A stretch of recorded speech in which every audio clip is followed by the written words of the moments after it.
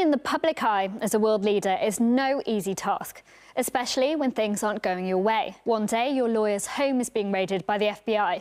The next, you're trying to hush up book tours which could threaten your reputation. But in times of need, there are ways to divert attention, and sometimes the best ideas are right in front of you on TV. If the president and France and the UK decide to strike Syria, don't you think that story would be a bigger story than Comey's book that's released on Tuesday?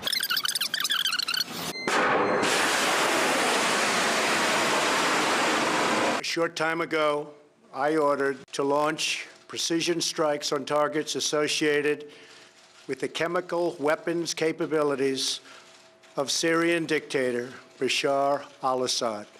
It can be so effective, few people will actually see through it. I don't want to say this raid is meant to distract from his other problems, but it's called Operation Desert Stormy. President Trump hailed the missile strike in Syria as perfectly executed, but it could be argued this was instead perfectly timed, and it's worked for him before. A year ago, the media branded Trump as Russia's puppet. Shaking off a reputation calls for drastic measures, and 59 Tomahawk cruise missiles launched at a Syrian Air Force base did just that. It not only gave his popularity a boost, but also a big pat on the back from the media. We see these beautiful pictures at night. I am tempted to quote the great Leonard Cohen, "I'm guided by the beauty of our weapons." What changed last night? I think Donald Trump became President of the United States. I think this was actually a big moment. President Trump isn't the first to employ such tactics. In 1998, Bill Clinton's decision to bomb Iraq coincided with him facing impeachment. At the time, this order overshadowed him lying under oath in relation to the Monica Lewinsky affair. I did not have sexual relations with that woman, Miss Lewinsky. To strike military and security targets in Iraq. They are joined by British forces. Their mission is to attack Iraq's nuclear, chemical, and biological weapons programs.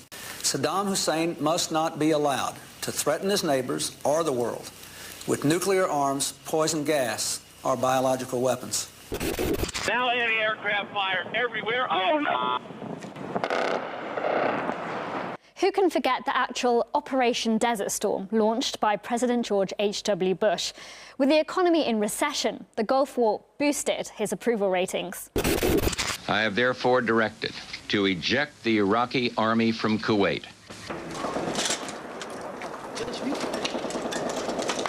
As president, I can report to the nation, aggression is defeated, the war is over.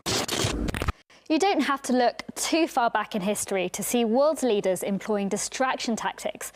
So ask yourself this question.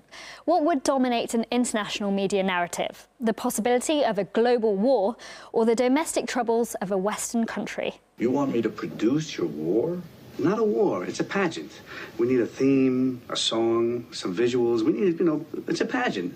Well, to ask how the media affects Trump's decisions is to ask how water affects a fish. Trump lives and breathes by media ratings, approval. There is a long tradition of presidents in domestic political trouble using international crises to distract the public.